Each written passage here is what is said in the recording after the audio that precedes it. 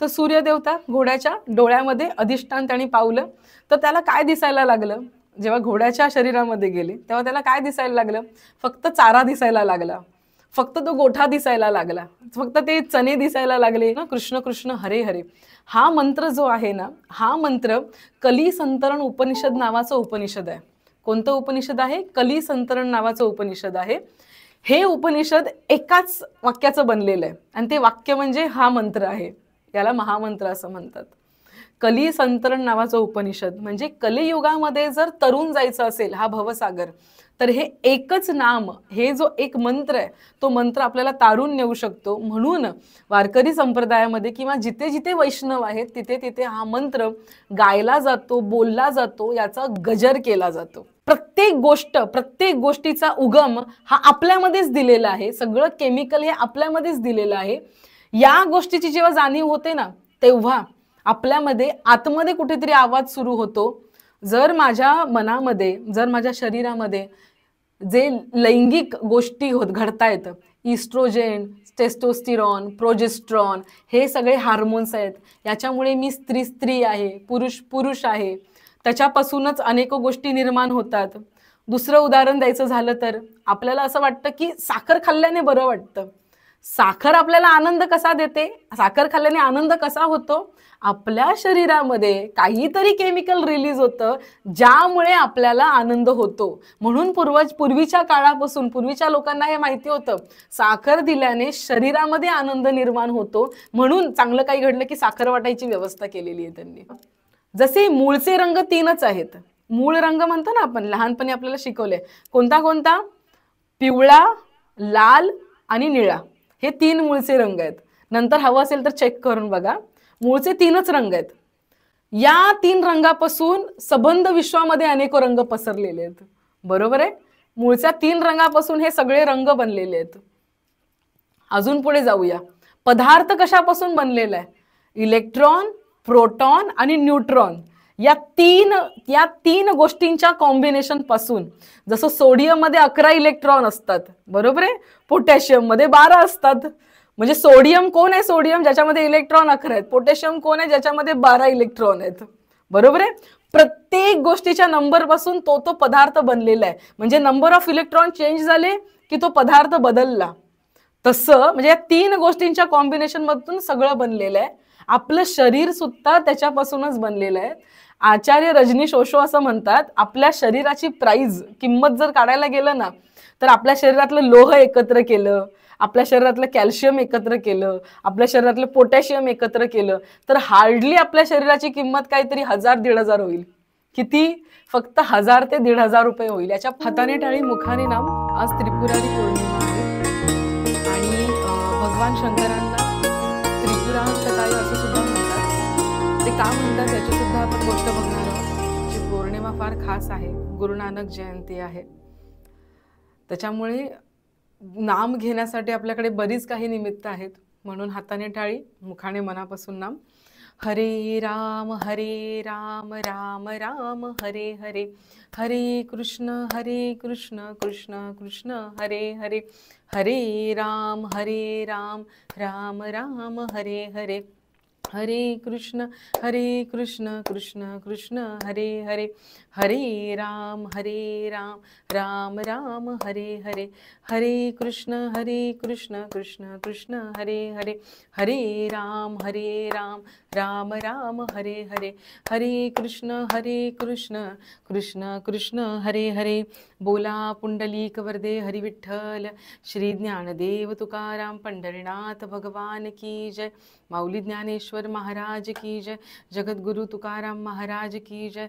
सब संतन की जय. गोपाल कृष्ण भगवान की जय. विठ्ठल विठ्ठल विठ्ठल विठ्ठल विठ्ठल.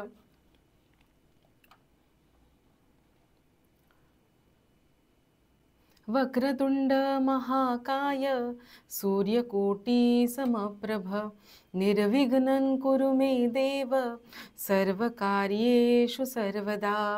या कुंदेंदु तुषार हार धवला, या शुभ्रवस्त्रावृता, या वीणावरदंड मंडित करा, या श्वेत पद्मासना, या ब्रह्माच्युत शंकर प्रभृतिभिः देवी सदा वंदिता, सा मां पातु सरस्वती भगवती निःशेषजाड्यापहा। मूकं करोति वाचालं पंगुं लंघयते गिरिं, यत्कृपातमहं वन्दे परमानन्दमाधवं। माधुर्यरसकल्लोळां शिवशैत्यैकरूपिणीम् अमृतानुभवार्थाय वन्दे ज्ञानेशनन्दिनी। नमोऽस्तु ते व्यासविशालबुद्धे फुल्लारविन्दाय तपत्रनेत्र, येन त्वया भारततैलपूर्ण प्रज्वालितो ज्ञानमया प्रदीपः। ॐ पार्थाय प्रतिबोधितां भगवतां नारायणेन स्वयं, व्यासेन ग्रथितां पुराणमुनिना मध्ये महाभारतम्, अद्वैतामृतवर्षिणीं भगवतीम् अष्टादशाध्यायिनीम्।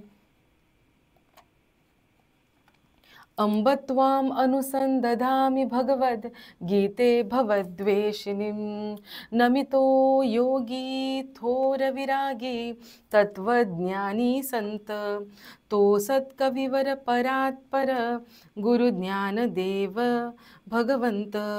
बोला पुंडलीक वरदे हरिविठ्ठल श्री ज्ञानदेव तुकाराम पंढरीनाथ भगवान की जय। माऊली ज्ञानेश्वर महाराज की जय। जगद्गुरु तुकाराम महाराज की जय। सब संतन की जय। गोपाल कृष्ण भगवान की जय। विठ्ठल विठ्ठल विठ्ठल विठ्ठल विठ्ठल विठ्ठल विठ्ठल विठ्ठल। ओके, त्रिपुरारी पौर्णिमा आहे आज, गुरु नानक जयंती आहे। दोन्ही गोष्टी फार, दोन्ही योग सुंदर आहेत। आणि आज आपलं जित्री सेशन सुद्धा आहे। कार्तिकी एकादशी नुकतीच पार पडलेली आहे। देव उठणी एकादशी, देव जागृत झालेले आहेत असं म्हणायला हरकत नाही। आणि त्या मोक्यावरती आपण भेटलोय। आजची त्रिपुरारी पौर्णिमा, याचं औचित्य सुंदर आहे, याच्या मागची कथा सुंदर आहे। याच्या मागची कथा म्हणजे एक रूपक कथा आहे असं म्हणायला हरकत नाही। आपण आपल्या श्लोकांना सुरुवात करण्यापूर्वी जशी आपण पार्श्वभूमी बनवत असतो, तर ही पार्श्वभूमी बनवण्याचाच एक प्रयत्न आहे असं म्हणायला हरकत नाही। आज त्रिपुरारी पौर्णिमा आहे। भगवान शंकरांना त्रिपुरांतकाय असं सुद्धा म्हणतात। ओम त्रिपुरांतकाय नमः, ओम त्रिपुरांतकाय नमः। याचा अर्थ काय आहे? रूपक कथा आहे असं बोलायला हरकत नाही। रूपकाच्या दृष्टीनेच त्याला घ्या। कथांच्या जास्त असं का झालं असं वगैरे बोलायच्या भानगडीत पडायचं नसतं। जसं नचिकेताने जाऊन यमाला प्रश्न विचारले, मग असा विचार नाही करायचा की नचिकेता यमाला कधी भेटला, मग तो तिथून खालीच कसा आला, असा विचार नाही करायचा। नचिकेता यमाला भेटला तो काय बोलला, संवाद काय झाला, हे जास्त महत्त्वाचं आहे। तसं त्रिपुरासुराचा वध भगवान शंकरांनी केला, याच्यासाठी हिस्ट्री काय घडलेली, इतिहास काय घडला। त्रिपुरासुराचे 3 असुर होते ज्यांचा वध भगवान शंकरांनी केलेला आहे। भगवान कार्तिकेयांनी, भगवान शंकरांचे पुत्र आपल्याला माहिती आहे, भगवान कार्तिकेय यांनी तारकासुराचा वध केला होता। तर तारकासुराचा वध केल्यानंतर तारकासुराचे 3 पुत्र होते। मी इथे बघून बोललं पाहिजे का? If I am not wrong, मी इथे बघून बोललं पाहिजे ना? हां, मी स्क्रीन तिथून शेअर केली पाहिजे। मी स्क्रीन शेअर करायचं स्टॉप करते, म्हणजे मी इथून दिसेल। हां, तर भगवान शंकरांनी त्रिपुरासुरांचा वध केला, तर त्यांचे पुत्र कार्तिकेय यांनी तारकासुराचा वध केला। तारकासुराचा वध केल्यानंतर तारकासुराचे 3 पुत्र होते। एकाचं नाव होतं तारकाक्ष, एकाचं नाव होतं कमलाक्षी। तारकाक्ष, कमलाक्षी आणि विद्युन्माली असे 3 पुत्र होते। ठीक आहे। तर या तिघांना प्रचंड राग आला, कारण त्यांच्या वडिलांचा वध केला होता भगवान शंकरांनी। मग हे तिघही चिडले। मग ह्यांनी संतप्त होऊन, पूर्वीच्या काळातला आपल्याला माहिती आहे असुर काय करतात, असुर डायरेक्ट तारकासुराच्या वधानंतर त्याचे 3 पुत्र, एक आहे ताराक्ष, एक आहे विद्युन्माली, दुसरा आहे कमलाक्षी। हे 3ही पुत्र अतिशय क्रोधग्रस्त होतात। आणि आता असुरांचा पॅटर्न काय आहे, क्रोधित झाल्यानंतर भरपूर तप करायचं आणि देवांना हरवायचं। तर हे तिघही असुर तप करण्यासाठी सुरुवात करतात, तपाला सुरुवात करतात। आणि डेफिनेटली तपासाठी देवता कोणती आहे? भगवान ब्रह्मा। ब्रह्मदेव. तर ब्रह्मदेवाची उपासना करतात करतात, तप करतात, ब्रह्मदेव प्रसन्न होतात. ब्रह्मदेव प्रसन्न झाल्यानंतर समोर प्रकट होतात, विचारतात तुम्हाला वरदान काय हवं. तर हे तीनही असुर म्हणतात आम्हाला अमर व्हायचंय. तर अमर होण्याचं वरदान देऊ शकत नाही, हे भगवान ब्रह्माजी त्यांना समजावून सांगतात की अमर होण्याचं वगैरे वरदान मी देऊ शकत नाही, दुसरं काहीही मागा. तर यांचे उपास्य असतात भगवान शंकर. मग हे तिघ जण असा वर मागतात की आम्हा तिघांसाठी तुम्ही सुंदर नगरं वसवा, आकाशामध्ये सुंदर 3 नगरं वसवा, आणि 3 नगरं अशी आकाशामध्ये फिरती असली पाहिजेत, आणि आमचा वध कोण करू शकेल, आम्हाला तुम्ही अमरत्व देऊ शकत नाही ना. मग ते स्वतःचा मृत्यू डिफिकल्ट करतात. मृत्यू कसा डिफिकल्ट करतात ते, की आमची नगरं तुम्ही अशी वसवा की ती 3 नगरं अंतराळात फिरत राहिली पाहिजेत, आणि ज्या वेळेस ती 3 नगरं एकत्र येतील योगायोगाने, त्यावेळेस ज्यावेळेस भगवान शंकर त्या 3ही नगरांना उद्ध्वस्त करतील, एकत्र उद्ध्वस्त करतील, त्यावेळेस आमचा अंत होईल. अशी काहीतरी सिस्टीम तुम्ही करा. त्यावेळेस ब्रह्मदेव त्यांना तथास्तु म्हणतात आणि छान 3 नगरं त्यांना बनवून देतात. तारकाक्षाला बनवून देतात सोन्याचं नगर, कमलाक्षी या असुराला बनवून देतात चांदीचं नगर, आणि विद्युन्माली याच्यासाठी बनवून देतात लोखंडाचं नगर. आता ही 3ही नगरं अंतरिक्षामध्ये फिरत असतात आणि सगळेजण गुण्यागोविंदाने नांदायला सुरुवात करतात. आता सुरुवातीच्या काळामध्ये ते असा विचार करतात की भगवान शंकर हे जर आपला वध करणार आहेत म्हणजे यांना आपण खुश ठेवलं पाहिजे, म्हणून त्यांच्या नगरामध्ये जागोजागी भगवान शंकराची मंदिरं असतात. त्यानंतर यज्ञशाळा उभारतात, पण बघायला गेलं तर ते असुरच असतात. मग ते काय करतात, यज्ञशाळा ज्या उभारण्यात येतात किंवा पृथ्वी तलावरती जिथे जिथे यज्ञ होत असतात तिथे जाऊन ते उपद्रव निर्माण करायला सुरुवात करतात. स्वतःच्या नगरामध्ये भगवान शंकराची मंदिरं आहेत, पण पृथ्वी तलावरती जिथे जिथे यज्ञ चालू आहे त्या त्या यज्ञांमध्ये जाऊन विघ्न आणायचं, त्याच्यामधून जे काही फळ मिळणार आहे ते इंद्रदेवाला, वरुण देवाला, इतरांना न जाता ते स्वतःच ते फळ ग्रहण करायचे. म्हणजे सुरुवातीच्या काळामध्ये त्यांना स्वतःचा जो वर आहे त्याचं स्मरण असतं, पण हळूहळू त्याचं विस्मरण होत जातं आणि ते भरपूर उपद्रव माजवायला सुरुवात करतात पृथ्वी तलावरती. शेवट काय होतो, सगळं देवादिदेव एकत्र येतात, इंद्रापासून सर्व देव एकत्र येतात आणि विचार करतात की याच्यावरती उपाय काय आहे, भगवान शंकर.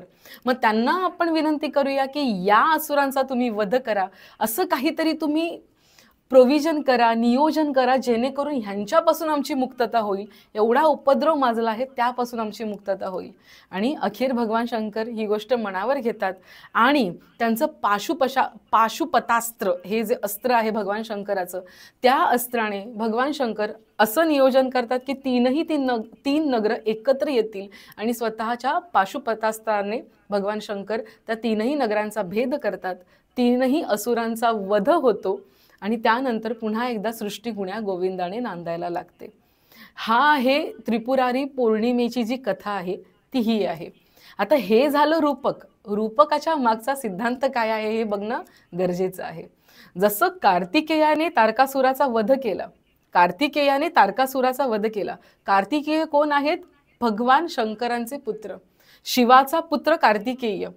आपण कोण आहोत, आपण देवाचे पुत्र आहोत. कार्तिकेयाने तारकासुराचा वध केला, आपण अहंकाराचा वध करायचा. तारकासुर कोण आहे, अहंकार. अहंकाराचा वध करायचा आणि त्या अहंकाराच्या मुळाशी त्याचीच मुलं कोण आहेत, त्याची मुलं सत्व, रज आणि तम. बरोबर आहे, हे 3ही गुण, सत्व, रज आणि तम हे 3ही गुण आहेत. या 3 गुणांचा भेद शिवाने करायचा. या 3 गुणांचा भेद शिवाने करायचा म्हणजे त्रिपुरारी पौर्णिमा साजरी करायची. म्हणून भगवान शंकर यांचं जे त्रिशूळ असतं त्याच्यामध्ये सुद्धा जे 3 टोकं आहेत ना, तो मधलं टोक आहे सत्वाचं, एका साईडचं टोक आहे रजाचं आणि एका साईडचं टोक आहे तमोगुणाचं. मग तुम्ही म्हणाल की ताई सत्वगुणाचा सुद्धा आपण नाश करायचा का? हो, या 3ही गुणातीत भगवंत स्वरूप व्हायचं आहे. भगवंत कसा आहे, गुणातीत आहे. 3ही गुणांच्या पलीकडे जो आहे तो भगवंत आहे, म्हणून आपल्याला गुणातीत बनायचं आहे. म्हणून या त्रिपुरारी पौर्णिमेच्या निमित्ताने जर काही करायचं असेल तर, म्हणजे उपवास तापास केले असतील तुम्ही तर वेल अँड फाईन, पण ते खिचडी खाण्यापुरते केले असतील तर चूक आहे. जर उपवास केले असतील, पोट रिकामं असेल तर छान ध्यान लागेल. तुम्ही म्हणाल ताई तुम्ही प्रत्येक वेळेस, तुम्ही काय म्हणजे मीच काय, प्रत्येक वेळेस सगळेजण असंच काहीतरी सांगत असतात की ही रूपक कथा, याच्या मागचं हे मर्म आहे, याच्या मागचं हे तत्व आहे, आणि सगळं तत्व शेवटी जाऊन इथेच येतं की आपण ध्यान करायचंय, आपण देवाची प्राप्ती करून द्यायची. असं समजा की मुलाने शाळेत ॲडमिशन घेतलंय, चाचणी परीक्षा झाली, प्रथम चाचणी परीक्षा, द्वितीय चाचणी परीक्षा, टेस्ट टेस्ट टेस्ट झाली, first test, second test, semester, त्यानंतर ॲन्युअल एक्झाम. ही सगळी प्रोव्हिजन कशासाठी आहे? ज्ञानामध्ये वाढ होण्यासाठी. एवढीच त्याची प्रोव्हिजन आहे. बरोबर आहे ना? तो टेस्ट देऊन एका इयत्तेतून दुसऱ्या इयत्तेत जातच असतो. तो एका इयत्तेतून दुसऱ्या इयत्तेत जातच असतो. अगदी त्याप्रमाणे आपण सुद्धा ही जी आपल्या संस्कृतीने, संस्कृती धर्म नाहीये, एकदम ही जी एखादं वाक्य असेल ना याच्यावरती चिंतन करत जा. संस्कृती धर्म नाहीये आपला. लक्षात घ्या, संस्कृती एक पॅटर्न क्रिएट करून देते चांगला. जसं घरामध्ये कसं राहावं, आई अशी नियम बनवून देते ना की ओला टॉवेल आपण गादीवर नाही टाकायचा, सकाळी या वेळेतच उठायचं, घरामध्ये आपण मांसाहार आणायचा नाही. आई काय करते, हे नियम बनवून देते. पण ते नियम नाही पाळले तर आई त्यांना फाशीवर चढवते का? नाही ना. पण घर गुन्ह्या गोविंदाने चालण्यासाठी नियम महत्वाचे असतात. तसं संस्कृती जे काही करते ना, ते संस्कृती आपल्याला आपलं आयुष्य सुरळीत चालण्यासाठी फक्त मदत करत असते. मग ते नाही झालं तरी हरकत नाही, कोणी मरणार नाहीये ना, तुम्ही ना मी. एखादे अनेको नास्तिक आहेत आज जे गुत्त्यावर बसून दारू पिणार आहेत, ते काही मरणार आहेत का? नाही, मरणार नाही आहेत. पण संस्कृतीचं जे प्रोव्हिजन आहे चांगलं जगण्याचं, पुढे जाण्याचं, ते मात्र फुलफिल होणार नाहीये. सगळेजण हँड रेज करतायत, मला काही कारण कळेल का? काही प्रॉब्लेम झालाय का? एव्हरीथिंग इज गोइंग फाईन ना? हँड रेज करतायत अनेको लोक. येस, काही प्रॉब्लेम नाही ना अर्चनाताई? सगळं व्यवस्थित चाललंय ना ज्योतिताई? Okay okay okay, great great. तर हा सगळा मतितार्थ त्याच्यासाठी आहे. या सगळ्या गोष्टीतून आपण कुठलं ना कुठलं निमित्त, त्या दिवसाचं दिनविशेष देतात की त्या दिनविशेषाच्या निमित्ताने तरी त्या व्यक्तीने तसं वागावं, असा त्याचा अर्थ आहे. तर आज आपण असं बोलूया, ओम त्रिपुरांतकाय नमः, असं आपण शंकराचं नाव घेऊया. असं एकदा तरी, दोनदा तरी, तीनदा तरी तुमच्या तोंडून नाव निघू द्या आणि आपण आजच्या आपल्या सेशनला सुरुवात करूया. आजचं सेशनमध्ये आपण जे काही श्लोक घेणार आहोत ते श्लोक क्रमांक 31 पासून 31, 32, 33, 34, 31 ते 34 पर्यंतचे आपण श्लोक घेणार आहोत. आणि श्लोकांची जी पार्श्वभूमी बनवायची आहे त्यातला 31 आणि 32वा श्लोक, याचा अर्थ 30, श्लोक क्रमांक 30, 30, 31, 32 हे तीनही श्लोक एकच तत्व सांगतायत आपल्याला. काय तत्व सांगतात? की जो कोणी योगी आहे, अच्छा जॉईन होता येत नाहीये का? Just a second. Okay, try again. पुन्हा एकदा प्रयत्न करा. मी आहे, पुन्हा एकदा प्रयत्न करा. जॉईन होता येत नसेल तर मी इथे तुम्हाला इन करून घेते. 31 आणि 32 क्रमांकाचा श्लोक हा सिमिलर आहे श्लोक क्रमांक 30 सारखा. आणि परत 33 आणि 34 मध्ये अर्जुनाने बोलायला सुरुवात केली. अर्जुनाने काय बोलायला सुरुवात केली? जे आपल्या मनात आहे तेच अर्जुनाने बोलायला सुरुवात केली. तर या श्लोकांच्या पार्श्वभूमीसाठी मी अजून एक गोष्ट तुम्हाला सांगणार आहे. पण हा, त्याच्यापूर्वी मी एक गोष्ट विसरेन, ती मी तुम्हाला सांगते. आपण सुरुवातीच्या सेशनच्या सुरुवातीला किंवा आपल्या संस्कृतीमध्ये जी काही प्रवचनं होतात, वारकरी संप्रदायामध्ये जी काही प्रवचनं होतात, याच्या सुरुवातीला किंवा इस्कॉनचा जो महामंत्र आहे, वैष्णवांचा जो महामंत्र आहे, हरे राम राम राम हरे हरे, हरे कृष्ण कृष्ण कृष्ण हरे हरे, हा मंत्र जो आहे ना, हा मंत्र कली संतरण उपनिषद नावाचं उपनिषद आहे. कोणतं उपनिषद आहे? कली संतरण नावाचं उपनिषद आहे. हे उपनिषद एकाच वाक्याचं बनलेलं आहे आणि ते वाक्य म्हणजे हा मंत्र आहे. याला महामंत्र असं म्हणतात.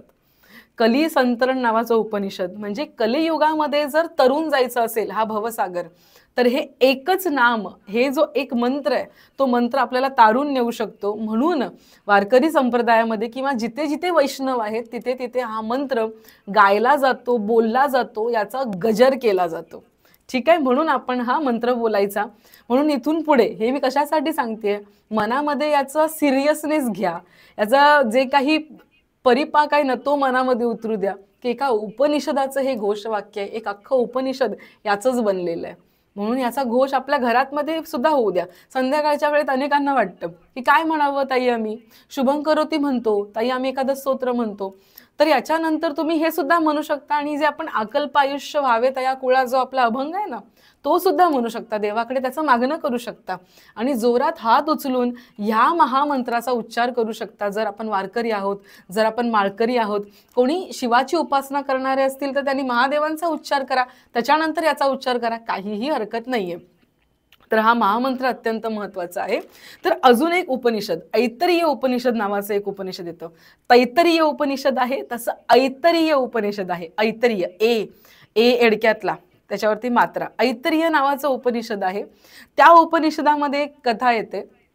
तर त्या कथेमध्ये, कथा म्हणजे पुन्हा एकदा रूपक कथा बरं का, त्या कथेमध्ये असं सांगण्यात येतं की सुरुवातीच्या काळामध्ये या ज्या देवता आहेत, सूर्य देवता आहे, वरुण देवता आहे, नभाची देवता आहे म्हणजे आकाशाची देवता आहे, या देवता भगवंताने सगळ्यात पहिल्यांदा बनवल्या. ईश्वराने सगळ्यात पहिल्यांदा या देवता बनवल्या. तर या देवता अशाच हवेमध्ये होत्या. त्या म्हणत होत्या की आम्हाला जाण्यासाठी काहीतरी स्थान द्या, तुम्ही आम्हाला जाण्यासाठी कुठेतरी वसण्यासाठी स्थान द्या. तर ईश्वराने काय केलं, भगवंताने काय केलं, जसं सूर्य ही आपल्या डोळ्यांची देवता आहे, कानाची देवता वायू, कानामध्ये वायू आवाज कुठून जातो, आकाश तत्वाने जातो. म्हणजे आकाशाची देवता कुठली देवता आहे, कानाची देवता आहे. आपल्या प्रत्येक अवयवाची एक एक देवता आहे. तुम्ही असं ऐकलंही असेल, जे लोक आयुर्वेदामध्ये आहेत ते म्हणतात आपल्या शरीरामध्ये 33 कोटी देवता आहेत. त्या कशा, त्या अशा. तसं डोळ्याची देवता ही सूर्य देवता ही आपल्या डोळ्याची देवता आहे, त्याच्यामुळे आपल्याला दिसतं. हा फॅक्टर तिथून उत्पन्न होतो. तर भगवंताने काय केलं, भगवंताने सुरुवात केली. सगळ्यात पहिल्यांदा भगवंताने घोड्याचं शरीर दिलं, घोड्याचं शरीर दिलं. आता सगळ्या देवता त्या त्या ठिकाणी जाऊन बसायला लागल्या. तर सूर्य देवता घोड्याच्या डोळ्यामध्ये अधिष्ठान त्यांनी पावलं. तर त्याला काय दिसायला लागलं, जेव्हा घोड्याच्या शरीरामध्ये गेले तेव्हा त्याला काय दिसायला लागलं, फक्त चारा दिसायला लागला, फक्त तो गोठा दिसायला लागला, फक्त ते चणे दिसायला लागले, मादा दिसायला लागली, घोडीन दिसायला लागली, एवढंच त्याला दिसायला लागलं. त्याला काही बरं वाटे ना. पुन्हा सूर्यदेव बाहेर आले. ते म्हणले देवा बरं वाटे ना, या शरीरामध्ये मला बरं वाटत नाहीये. मग देव म्हणले अच्छा असं आहे का, ठीक आहे, मग तू गायीच्या शरीरामध्ये जा. ही कथा येते बरं का, ऐतरीय उपनिषदामध्ये तत्व सांगण्यासाठी, तत्व फोडून सांगण्यासाठी ही कथा येते. गायीच्या शरीरामध्ये जा.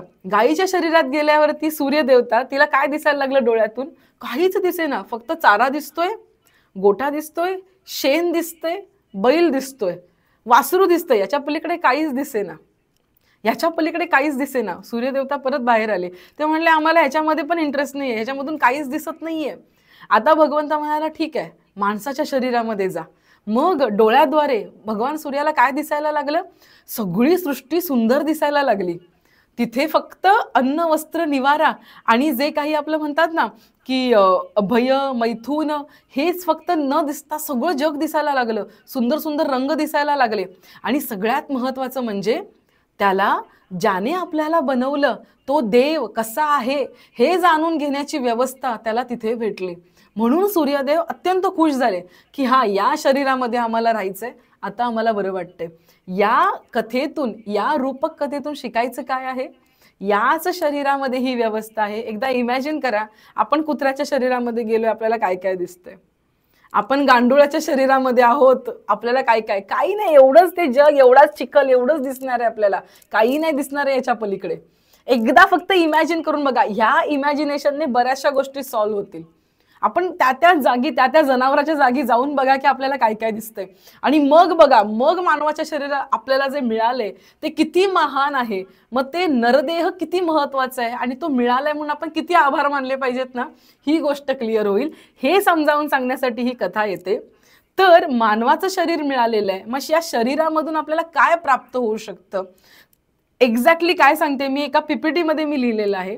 आज हे मला का सुचलं तेही मी सांगते. चिंतनाची सुरुवात कुठून झाली, काही अनेको मंडळी, आता कीर्तनकारांमध्ये ट्रेंड निघाली आहे, कीर्तनकारांमध्ये ट्रेंड निघाले की कीर्तन ज्या सीझनमध्ये नसतील त्या सीझनमध्ये लोक एकत्र करतात लोकांना, कीर्तनकार एकत्र करतात लोकांना आणि वृंदावनला जातात, द्वारकेला जातात, काशीला जातात, सगळ्यांना घेऊन ते तिकडे जातात. आणि खाली लिहिलेलं असतं चला देवाला भेटायला जाऊया.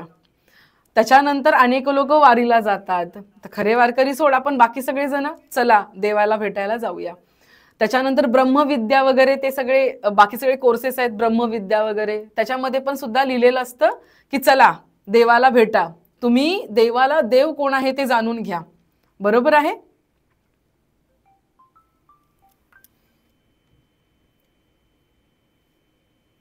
कृपया मला कॉल करू नका. कॉल केला तुम्ही तर मग ते कट होणार आहे. Please don't call me. शारदाताई, तुम्हाला ऐकू येत नाहीये का? शारदाताई आहेत का इथे? ऐकू येत नाहीये का शारदाताई? ओके. सो आपण देवाला भेटायला जाऊया, पण देवाला नक्की भेटायचंय कोणाला? इथे कोण आहे ज्याला देवाला भेटायचंय? त्यासाठी एक ग्राफ, एक फ्लो चार्ट काय असतो हे मी या पीपीटी वरती मांडायचा प्रयत्न केलेला आहे. मी पीपीटी शेअर करते तुम्हाला, तुम्ही ह्याच्यावरती चिंतन करा, बघा हे असंच आहे की नाहीये. मी स्क्रीन शेअर करते दुसऱ्या ह्याच्यावरून, दुसऱ्या इन्स्ट्रुमेंटवरून. तुम्हाला स्क्रीन दिसत असेल दुसऱ्या इन्स्ट्रुमेंटवरून. मी स्क्रीन शेअर करते, ऐका बरं का. प्रत्येकाला देवाला भेटायची इच्छा नाहीये इथे. ज्योतिताई, अर्चनाताई, जे आज काही लोक नवीन सुद्धा जॉईन झालेत, प्रत्येकाला इथे देवाला भेटायचं नाहीये. सगळ्यांचा काही अजेंडा तो नाही की देवाला वगैरे भेटायचंय. सुरुवात कुठून होते? आधी आजार काय आहे हे कळावं लागतं, पण त्याची सुरुवात कुठून होते की मी आजारी आहे हे आधी समजावं लागतं. तसं या संसारामध्ये आधी दुःखाची जाणीव व्हावी लागते की हा मला दुःख आहे. याच्या प्रत्येक स्टेपवरती ना आपण अखंड चिंतन करू शकतो. म्हणजे काळ वेळ सांगता नाही येणार मला की 1 तास आहे की 2 तास आहे. आपण अखंड चिंतन करू शकतो यातल्या प्रत्येक गोष्टीसाठी. आधी दुःखाची जाणीव व्हावी लागते. आधी समजावं लागतं की मला दुःख झालेलं आहे. दुःख झालेलं आहे कळल्यानंतर मग कळतं की सुख जे आहे मला भेटते ते मिथ्य आहे, कारण सुखाच्या मुळाशी दुःख आहे. जसं मला कळतंय आज मला छान जेवण मिळणार आहे, घरामध्ये माझ्या काहीतरी पुरणपोळी बनवून ठेवली असेल, मला छान जेवण मिळणार आहे, पण त्याच्यानंतरचं दुःख मला लगेच दुसरा विचार येतो, अरे जर जास्त पुरणपोळी खाल्ली तर माझ्या पोटामध्ये ऍसिडिटी होऊ शकते, अरे मला दुसऱ्या दिवशी त्रास होऊ शकतो, अरे पुरणपोळी खाल्ली तर माझा डायबिटीस हाईक होऊ शकतो, माझी शुगर वाढू शकते. अशा गोष्टी मनामध्ये सुख आहे, पण त्या सुखाचं टोक, सुखाचा एंड कुठे आहे? पुन्हा दुःखामध्ये आहे. या संसारामध्ये संसार दुःखमुळं हे आधी कळालं पाहिजे, याची जाणीव आधी झाली पाहिजे. आणि जसं मी नेहमीच बोलते, जोपर्यंत लग्न होत नाही तोपर्यंत जाणीव होत नाही, आणि मुलं झाल्यावरती तर जाणीव आणखीन प्रखर होते की संसार किती दुःखरूप आहे. आधी दुःखाची जाणीव होते. बघा बरं का, विषय इथून सुरू होतोय. देवाला कोणाला भेटायचंय? देवाला कोणाला भेटायचं याची सुरुवात आहे. आधी दुःखाची जाणीव व्हावी लागते की मला दुःख आहे. बाकी जग सोडून द्या तुम्ही, देवबीव काही नाही, विठ्ठल कृष्ण राम सगळे बाजूला ठेवा. आधी जाणीव व्हावी लागते की मला दुःख आहे. मग ते दुःख कशामुळे होते? माझ्या आजूबाजूच्या सुखामुळेच दुःख होते हे, किंवा मला जे सुख मिळते ते मिथ्य आहे, ते कायमस्वरूपी टिकणार नाहीये. मला जी 5,000ची साडी घेतली ती कधी ना कधीतरी खराब होणार आहे, कधी ना कधीतरी मला 10,000ची साडी आवडणार आहे, मग त्या 5,000च्या साडीचा मोह दूर होणार आहे, हे कळालं पाहिजे. ही जाणीव, ही जी सूक्ष्म भावना आहे, हा जो सूक्ष्म विचार आहे तो मनामध्ये आला पाहिजे.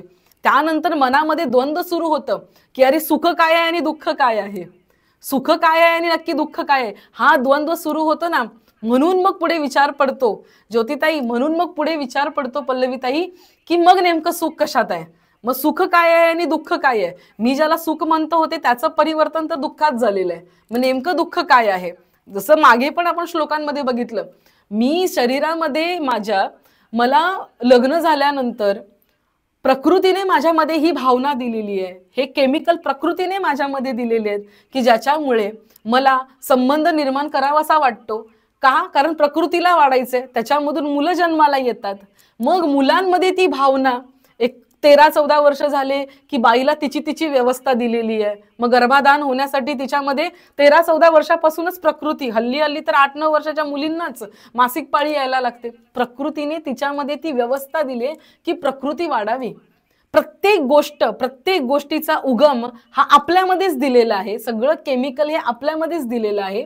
या गोष्टीची जेव्हा जाणीव होते ना, तेव्हा आपल्यामध्ये आतमध्ये कुठेतरी आवाज सुरू होतो, जर माझ्या मनामध्ये, जर माझ्या शरीरामध्ये जे लैंगिक गोष्टी घडतायत, इस्ट्रोजेन, टेस्टोस्टिरॉन, प्रोजेस्ट्रॉन, हे सगळे हार्मोन्स आहेत, याच्यामुळे मी स्त्री आहे, पुरुष आहे, त्याच्यापासूनच अनेक गोष्टी निर्माण होतात. दुसरं उदाहरण द्यायचं झालं तर आपल्याला असं वाटतं की साखर खाल्ल्याने बरं वाटतं. साखर आपल्याला आनंद कसा देते? साखर खाल्ल्याने आनंद कसा होतो?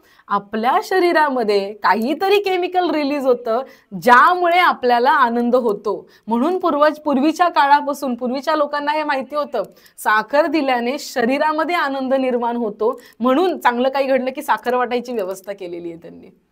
जे काही दिसतंय ते आपल्या शरीरामध्ये काहीतरी केमिकल उत्पन्न होतोय, त्याच्यामुळे भावना निर्माण होत आहेत. इंटेलिजन्स काय आहे? एखादा मनुष्य जास्त काही शिकून, फॉर एक्झाम्पल माझी एखादी सिस्टम आहे, फॉर एक्झाम्पल माझ्या ऑफिसमध्ये सॅप CRM एक व्यवस्था आहे, सॉफ्टवेअर आहे, ते शिकण्यासाठी मी त्याच्यावरती प्रॅक्टिस केली. अर्चना ताई प्रॅक्टिस केली, मला ती कला अवगत झाली. म्हणजे प्रत्येक गोष्टीच्या मागे काही ना काहीतरी केमिकल कारणीभूत आहे. मग मी कोण आहे, मी नेमकं कोण आहे, ही एक जाणीव होते. आणि दुसरी गोष्ट, हे कुठेतरी लिहून ठेवा, जसे मूळचे रंग 3च आहेत. मूळ रंग म्हणतो ना आपण, लहानपणी आपल्याला शिकवले, कोणता? पिवळा, लाल आणि निळा, हे 3 मूळचे रंग आहेत. नंतर हवं असेल तर चेक करून बघा, मूळचे 3च रंग आहेत. या 3 रंगापासून संबंध विश्वामध्ये अनेक रंग पसरलेले आहेत. बरोबर आहे? मूळच्या 3 रंगापासून हे सगळे रंग बनलेले आहेत. अजून पुढे जाऊया. पदार्थ कशापासून बनलेला आहे? इलेक्ट्रॉन, प्रोटॉन आणि न्यूट्रॉन, या तीन गोष्टींच्या कॉम्बिनेशन पासून. जसं सोडियम मध्ये 11 इलेक्ट्रॉन असतात, बरोबर आहे, पोटॅशियम मध्ये 12 असतात. म्हणजे सोडियम कोण आहे? सोडियम ज्याच्यामध्ये इलेक्ट्रॉन 11 आहेत. पोटॅशियम कोण आहे? ज्याच्यामध्ये 12 इलेक्ट्रॉन आहेत. बरोबर आहे? प्रत्येक गोष्टीच्या नंबर पासून तो पदार्थ बनलेला आहे. म्हणजे नंबर ऑफ इलेक्ट्रॉन चेंज झाले की तो पदार्थ बदलला. तसं म्हणजे या 3 गोष्टींच्या कॉम्बिनेशन मधून सगळं बनलेलं आहे. आपलं शरीर सुद्धा त्याच्यापासूनच बनलेलं आहे. आचार्य रजनीश ओशो असं म्हणतात, आपल्या शरीराची किंमत जर काढायला गेलं ना, तर आपल्या शरीरातलं लोह एकत्र केलं, आपल्या शरीरातलं कॅल्शियम एकत्र केलं, आपल्या शरीरातलं पोटॅशियम एकत्र केलं, तर हार्डली आपल्या शरीराची किंमत काहीतरी 1000-1500 होईल. किती? फक्त 1000 ते 1500 रुपये होईल, याच्या पलीकडे होणार नाही. मग ज्या वेळेस जाणीव होते की हा जो टेबल बनलाय तो सुद्धा CHO पासून बनलेला आहे, कार्बन, हायड्रोजन, ऑक्सिजन. माझ्या शरीरामध्ये सुद्धा काय आहे? Carbon, hydrogen, oxygen. म्हणजे हे जे बाकीचं भवताल जे बनलं आहे त्याच पासून माझं शरीर सुद्धा बनलेलं आहे. पण माझ्यामध्ये काय आहे स्पेशल, जे याच्यामध्ये नाहीये? या खुर्ची माझ्या, जे मटेरियल माझ्यामध्ये तेच मटेरियल खुर्चीमध्ये. मग माझ्यामध्ये वेगळं काय आहे जे खुर्चीमध्ये नाहीये? बघा बरं का, डोळे ज्या गोष्टीपासून बनलेले आहेत, चमड्यापासून, हे चामड्याचे जे डोळे आहेत ना, जे चर्मचक्षु ज्याला म्हणतात ना, वेदांमध्ये ज्याचं उच्चार चर्मचक्षु म्हणून केलाय. चर्मचक्षूंनी दिसतं, चर्मचक्षूंनी आपल्याला वस्तू नुसती दिसते, पण त्याची जाणीव बघणारा कोण आहे? आतमधला बघणारा वेगळा आहे. तो कोण आहे? तो मी कोण आहे?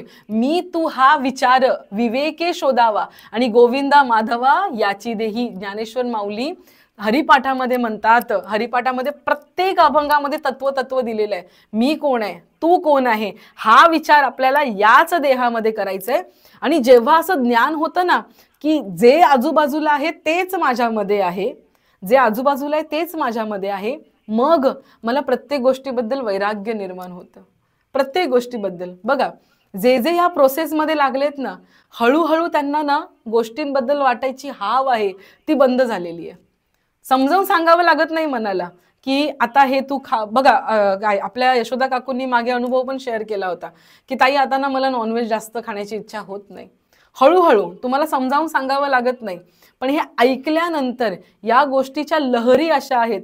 आपल्याला शब्दांचे अर्थ कळत नाही, पण तो शब्द आपल्या मनावरती तो इम्पॅक्ट करूनच जातो. या गोष्टींमुळे एका प्रकारचं वैराग्य निर्माण होतं. सुखांचा उपभोग, जो सुखांचा बोलते मी, सुख कोणाला होतं? मनाला नाही, सुख शरीराला होत असतं. उपभोग मन घेत असतं. हे जे शरीराला होणारं सुख आहे ना, या सुखांची वाटणारी हाव थांबते, जणू काही बंद होते. का? कारण आपण देहापासून उठतो. मग ह्या सगळ्या गोष्टी कधी होतात? हे वैराग्य निर्माण झालं. ज्योतिताई, वैराग्य निर्माण झालं, आता आम्हाला जास्त काही करावंसं नाही वाटत ताई, नाही जावंसं वाटत, मूवीला जावंसं वाटत नाही, सिनेमे पाहावेसे वाटत नाही, जास्त कोणामध्ये असं जाऊन बका बोलावंसं वाटत नाही. असं ते निंदा तर आता आमच्यापासून दूरच निघून गेली ताई.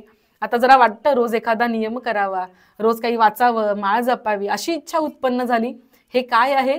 हा वैराग्याचा अंकुर फुटलेला आहे. मग तो टिकणार कधी वैराग्याचा अंकुर? ज्या वेळेस आपल्याकडे विवेक असणार आहे, ज्या वेळेस आपण त्या गोष्टींचा विचार करणार.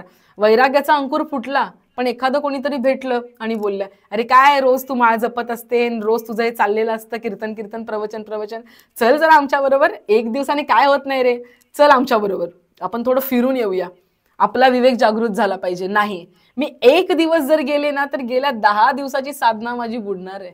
हा विवेक जिथे जागृत होतो ना, किंवा मी गेल्याने काय होणार आहे, चला हे लोक नरिमन पॉइंटला फिरायला जातील. नरिमन पॉइंट म्हणजे काय आहे? समुद्र. समुद्राच्या किनारी बसणार आहे मी, आणि काय होणार आहे? त्या एका क्षणामध्ये आपण पुढचा सगळा अनुभव घेऊन मोकळे होतो. का? कारण चित्तामध्ये तो ऑलरेडी स्टोर्ड असतो, रजिस्टर्ड असतो. तो आपण त्या एका क्षणामध्ये घेऊन मोकळं होतो, आणि मग आता आपल्याला वाटतं आता काही इंटरेस्ट नाहीये मला तिथे जाण्यामध्ये. येतंय का लक्षात? हा काय आहे? हा जागृत झालेला विवेक आहे. वैराग्य कधी टिकतं? ज्या वेळेस विवेक जागृत असतो त्यावेळेस वैराग्य टिकतं. मी काय सांगते आहे, देवापर्यंत कोणाला पोहोचायचं आहे? सामान्य माणसांना. सामान्य माणसं म्हणजे कोण? आत्ता ज्यांचं आपण वर्णन केलं ना, घोड्याच्या शरीरामध्ये तेच दिसतं. आहार, निद्रा, भय, मैथून तेच दिसणार आहे प्राण्याच्या शरीरामध्ये. सगळे प्राणी आहेत. दासबोधामध्ये तर वर्णन आहे, जगामध्ये माणसांची लोकसंख्या कमी आहे. काय म्हणतात? जगामध्ये माणसांची लोकसंख्या कमी आहे. तुम्ही म्हणाल काय म्हणताय हे ताई, की एवढं सगळं पॉप्युलेशन वाढलंय. नीट ऐका, जगामध्ये माणसांची लोकसंख्या कमी आहे, प्राण्यांची लोकसंख्या जास्त आहे. जगामध्ये प्राण्यांची लोकसंख्या जास्त आहे. मग ही G3 सेशन, ग्रंथ, दासबोध, ज्ञानेश्वरी, गीता हे सगळे काय करतात? माणसांची लोकसंख्या वाढवतात. माणूस कोण आहे? जो आहार, निद्रा, भय, मैथून याच्या पलीकडे जाऊन जो विचार करतो ना, म्हणजे या देहाचं सुख जे मटेरियल बाहेर आहे, द आउटसाइडला जे मटेरियल आहे ना, तेच ना, त्याच्यापासूनच माझं शरीर बनलेलं आहे. विज्ञान काय आहे? मायक्रोस्कोपच्या अंडर आपल्याला, फॉर एक्झाम्पल आम्ही सायंटिस्ट, हे काम मी केलेलं आहे, हे काम मी लॅबमध्ये केलेलं आहे. लॅबमध्ये आम्ही एखादं रसायन मिळवतो, त्याच्यापासून तिसरं रसायन बनवतो.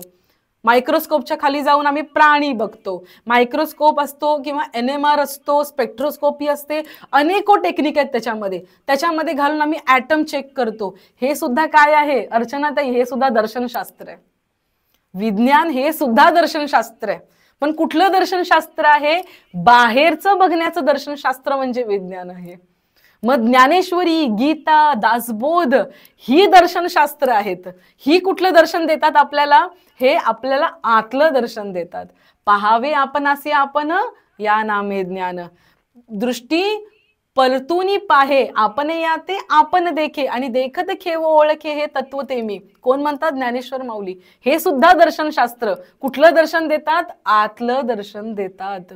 मग सगळ्यांना देव बघायचंय का? नाही. देव कोणाला बघायचंय? ज्याला दुःखाची जाणीव झाली. दुःखाची जाणीव झाल्यानंतर ज्याला कळालं की जे सुख आहे तेच मर्म आहे दुःखाचं. सुख येतं म्हणून दुःख येतं, आणि दुःखानंतर पुन्हा सुख येतं. हे चालतच राहतं. एक सुंदर गोष्ट मी आता याच्यामध्ये ऐकली होती एका सेमिनारमध्ये. त्याच्यामध्ये ते म्हणाले की पैसा पैसा पैसा, लोकांना वाटतं पैशाने सुख येईल, बट दे आर रॉंग. हा तत्ववेत्ता आपला भारतीय नाही बरं का, परदेशातला आहे. तो म्हणतो पैशाने सुख नाही येत, पैशाने फक्त दुःख थोडं कमी होतं. काय म्हणतो तो? पैशाने सुख येत नाही, पैशाने दुःख थोडं कमी होतं. आत्ता आम्ही 450 स्क्वेअर फीटच्या घरामध्ये राहतोय. पैशाने मी 1000 स्क्वेअर फीटचं घर घेईन म्हणजे थोडं दुःख कमी होईल. आत्ता माझ्याकडे खाण्यापिण्यासाठी तेवढं मी सढळतेने खर्च नाही करू शकत आहे. मला हॉटेल ताजमध्ये राहायला जायचंय, ती मनामध्ये माझ्या कामना आहे, ते दुःख, ती ओढ मला लागून राहिलेली. थोडं दुःख कमी होईल तुझं, पण ताजच्या हॉटेलमध्ये गेल्यावर तुला सुख केवढा वेळ आहे? पहिले 5-10 मिनिटं, वा रूम वगैरे छान आहे, बस प्रवास संपला. सुख कधी होणार आहे? जसं तुकाराम महाराज म्हणतात, सुख रूप ऐसा दुजा कोण आहे, माझ्या विठ्ठला वाचुनी. सुख कधी निर्माण होणार आहे? ज्या वेळेस आपल्याला या प्रत्येक गोष्टीचं ज्ञान होतं आणि आपण कोण आहे हे कळतं ना, त्यावेळेस आपल्याला सुख होणार आहे. असं तुकाराम महाराज पण म्हणतात. दुःखाची जाणीव, सुख काय आहे हे जेव्हा समजतं, मनामध्ये द्वंद्व सुरू होतं, सुख काय दुःख काय, मी कोण आहे, बाहेरचं जगत कोण आहे, जर सगळं याच गोष्टीपासून बनले तर माझ्या आतमध्ये कोण आहे, मी कोण आहे, मी कोण आहे, तो विचार जेव्हा सुरू होतं, त्याच्यानंतर वैराग्य, त्याच्यानंतर विवेक, आणि मग एकदा का कळलं की ह्या संसारामध्ये राहणं म्हणजे जन्म मृत्यूच्या फेऱ्यामध्ये अडकणं, पुनरपि जननम पुनरपि मरणम पुनरपि जननी जठरे शयनम, हे जेव्हा कळतं की काही नाही, परत परत तेच तेच तेच तेच करायचंय. जसं एका प्रवचनामध्ये रमण महर्षी म्हणाले, तुम्हाला माहितीये का तुमची कितीतरी आई वडील, आत्ता ज्यांच्या पोटी तुम्ही जन्म घेतलाय ते तुमचे आई वडील तुम्हाला माहिती आहेत, पण तुम्हाला माहिती आहेत का तुमचे कितीतरी आई वडील होऊन गेलेत, कारण आपण कितीतरी जन्म घेतलेले आहेत. माहितीये का हे तुम्हाला? मग त्याच्यानंतर मोक्षाची ओढ लागते की अरे एवढं सगळं दुःख आहे, त्याच्यामधून एवढंसं सुख आहे, नको मला हे. जिथे मी स्थित झालं पाहिजे, परमात्म्यामध्ये मी स्थित झालं पाहिजे, मी देवरूप होऊन राहिलं पाहिजे, मला सुख नकोय, मला सुख रूप व्हायचंय. त्यावेळेस मग सुख आणि दुःख या दोघांवरचा हिंदोळा जिथे थांबतो, ना सुख आहे ना दुःख आहे, ना आईलं तीरावर आहे ना पहिलं तीरावर आहे, सतत ती गोष्ट नको, इकडून तिकडे जायचंय, तिकडून इकडे यायचंय, भवसागर पार करायचंय, इकडे यायचंय, पलीकडे जायचंय, भवसागराच्या पलीकडे जायचंय, पुन्हा सर्व द्वंद्व, याच्यामध्ये आम्हाला अडकायचं नाहीये. मग आम्हाला काय व्हायचंय, या दोन्ही झुल्यावरती न झुलता आम्हाला शांत राहायचंय, आम्हाला शांत राहायचंय. जसं एका कवितेमध्ये बोरकर म्हणतात, मला त्या हे कवितेच्या ओळी आठवल्या, नाही पुण्याची मोजणी नाही पापाची टोचणी, जिने गंग ओघाचे पाणी, जसा गंगेचा ओघ वाहत जातो, कोणीही या त्याच्यामध्ये स्नान करा. गंगा कशी राहते, शुद्ध राहते, शांत राहते. गंगेला फरक नाही पडत. गंगा पुन्हा स्वतःला, गंगेचं पाणीचं तुम्ही सगळ्यांना माहितीच असेल, हल्ली वैज्ञानिक दृष्टिकोनातून समजावून सांगतात, वाय गंगा इज पवित्र, का गंगेचंच पाणी अंगावर घेतात, कारण त्याच्यामध्ये सेल्फ स्टरलायझेशनची प्रोसेस असते, स्वतःला शुद्ध करून घेण्याची प्रोसेस गंगेच्या पाण्यामध्ये. त्याचे नॅचरल कलॅमिटीज अशा आहेत, नॅचरल कंडिशन्स अशा आहेत की जेणेकरून गंगा स्वतःला स्वच्छ करून घेते, म्हणून गंगेचं पाणी श्रेष्ठ आहे. म्हणून पुढे जाऊन ज्ञानेश्वर माऊली याचंच वर्णन करतात, जे ज्ञान हृदयी प्रतिष्ठे आणि शांतीचा अंकुर फुटे, मग विस्तार बहुप्रगटे आत्मबोधाचा, जो आपण 4व्या अध्यायामध्ये पाहिला होता. या सगळ्या गोष्टींचं ज्ञान होतं ना, त्याच्यानंतर शांती मिळते. आता आपल्या श्लोकांकडे येऊया आपण. श्लोक क्रमांक 30 मध्ये जो विषय भगवंतांनी सांगितला, तू जो आहेस तोच तुला सगळ्या सृष्टीमध्ये भरलेला दिसतो, त्यावेळेस तू योगी होतो. म्हणून योगी बन असं भगवान श्रीकृष्ण अर्जुनाला सांगतात. इथे भगवान श्रीकृष्ण कुठेही अर्जुनाच्या डोक्यावर हात ठेवत नाही आणि म्हणत नाहीत की जा तू योगी झालास, ते त्याला योगी व्हायला सांगतात. म्हणून भाविक हो, श्रोते हो, आपण जर गीता सेशनला बसतो, याच्यासाठी सगळा हा घाट, एकाच अभंगावरती सतत बोलत राहण्यापेक्षा त्या गोष्टीचे, अध्यात्माच्या वाटेवरचे एक एक पैलू सोडून दाखवून आपण साधक होऊया आणि साधना करूया. यासाठी हे G3 सेशन आहे, आपल्या सगळ्यांना साधनेच्या वाटेवर आणण्यासाठी. भगवान श्रीकृष्ण सांगतात की तू योगी बन अर्जुना. अर्जुनाच्या माध्यमातून आपल्याला सांगतात, विचार करायला लाग, या सगळ्या सृष्टीपासून तू वेगळा आहेस, आणि जे तुझ्यात वहित, जी चेतना तुझ्यात प्रवाहित होत आहे, तीच चेतना बाहेर प्रवाहित होत आहे. हे जेव्हा तू जाणून घेशील ना, त्यावेळेस तू योगी बनशील. श्लोक क्रमांक 31, अध्याय क्रमांक 6, आत्मसंयम योग, ध्यान योग. आत्मसंयम करायचा आहे, ध्यानाच्या मार्गाने करायचा आहे. हा ध्यान योग तो नाही बरं का जो हट्टयोगी करतात. Don't get confused. इथे अजिबात कन्फ्यूज होऊ नका की ताई सगळेजण तर म्हणलेत, ज्ञानेश्वरीमध्ये स्वतः ज्ञानेश्वर महाराज म्हणलेत, योगाची या वाटा गेले बासुबटा, तया दुःखाचाची वाटा भागा आला. जे योगाच्या वाटेने गेले त्यांना दुःख मिळालं, तो योग नाहीये बरं का. हा जो ध्यान योग आहे ना, तो राजमार्ग आहे. का बरं राजमार्ग आहे? चांगलं कर्म करत करत चित्त शुद्ध करायचं, चित्त शुद्ध करत करत संसारामध्ये असणाऱ्या सुखदुःखाची जाणीव करून घ्यायची. सुख हेच मूळ आहे दुःखाचं आणि दुःखानंतर सुख हे येणारच आहे. पण हे सुख आणि दुःख ज्याच्या अधिष्ठानावरती आहे तो जीव या सगळ्या फेऱ्यामध्ये अडकतो का याचं मर्म जाणून घेण्याचं, म्हणून कर्म शुद्ध करायचं. ते कर्म शुद्ध झालं की चित्त शुद्ध होतं आणि त्या चित्तामध्ये शांतता प्रकट होते. आणि असं जे चित्त असतं शांत चित्त तोच कृष्ण आहे हे गीता आपल्याला सांगतेय. हे समजावून घेण्यासाठी, हे समजण्यासाठी ध्यान करायचंय. म्हणून हा राजयोग आहे. येतंय का लक्षात? म्हणून हा राजयोग आहे. याच्यामध्ये कर्माचा आणि ध्यानाचा सुंदर मध्य साधलेला आहे. मग तो कसा मध्य साधलेला आहे पुन्हा आठवा. योग्य जागा निवडून ठेव. पर्वतावरती, हिमालयामध्ये, काशी क्षेत्रामध्ये, गंगेच्या तीरी, आळंदी, पंढरपुरात नाही, स्वतःच्या घरात योग्य जागा निवड. मग त्याच्या तिथे बसण्यासाठी योग्य आसन निवड. काय घेशील मग? हरणाची चामडी घेशील, व्याघ्राची चामडी घेशील, आई वडिलांची चामडी घेशील, कोणाची चामडी घेशील? नाही.